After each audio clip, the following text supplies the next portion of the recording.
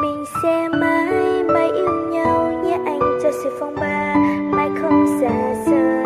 Người ơi, anh có biết trái tim em thuộc về anh từ thuở nào? Nguyện bên anh đi hết quãng đường ngày sau, dù có xa lao thế nào em vẫn sẽ theo anh mãi thôi.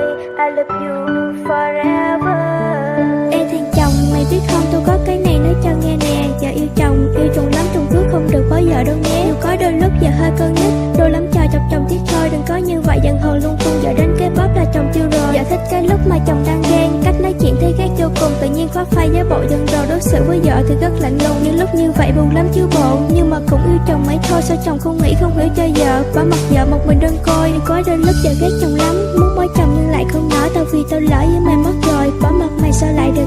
Đừng thấy tao thương rồi lại làm giá, mà đặt lên mặt với tao đồ hai. Giá bộ thứ đi lên mặt với coi rồi biết cảm giác ăn đá liền à. À mà nè, hứa với vợ dù có xảy ra bất cứ chuyện gì chồng phải thông cảm nghe lời vợ nói. Vợ cấm chồng không được về nghi, vì khi đã yêu giờ đã bất chấp hết tất cả yêu mình chồng thôi. Nên cấm nghĩ vừa suy nghĩ này kia rồi dẫn đến chuyện hai mình chia đôi. Sẽ mãi mãi yêu nhau nhé anh, cho sự phong ba mãi không xa rời. Người ơi, anh có biết trái tim em thuộc về anh từ thuở nào?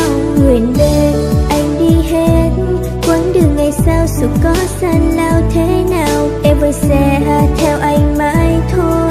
I love you forever.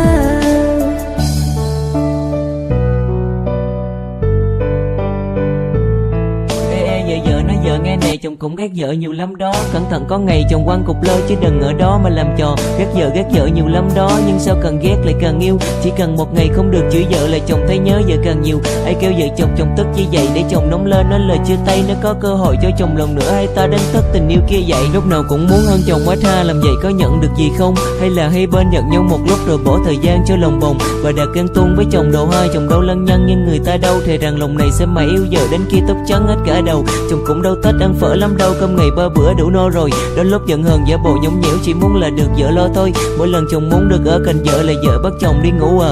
Vẫn luôn mãi mãi là một câu nói đi ngủ đi rồi nằm mơ cha. Những ngày đầu tiên nói chuyện với nhau giả bộ ngày ngùng này nọ ha. Muốn được vợ kêu một tiếng chồng yêu, nhưng sao năn nỉ vợ khó quá. Nhiều lúc muốn bỏ mặc vợ lắm đó, cái tánh ngăn bướng vẫn không bỏ. Nhưng sao chồng không làm được chuyện đó, chắc có lẽ là duyên trời cho. Cây bếp này không đủ thời gian cho chồng nói lên tình cảm với vợ, nên thôi câu cuối chồng chỉ muốn nói chồng yêu vợ nhiều lắm đó. Đừng có tự kỷ suy nghĩ lung tung, chỉ khổ thân vợ thế mà thôi. Chồng biết đã hết nhưng muốn lặp lại câu chồng yêu vợ mất rồi. Mình sẽ mãi mãi yêu nhau nhé anh, cho sự phong ba mãi không xa rời. Người ơi, anh có biết trái tim em thuộc về anh từ thuở nào? Nguyện bên anh đi hết quãng đường ngày sau, dù có xa lao thế nào em vẫn sẽ theo anh mãi thôi. I love you forever. Mình sẽ mãi mãi yêu nhau nhé anh, cho sự phong ba mãi không xa rời. Người ơi, anh có biết trái tim em thuộc về anh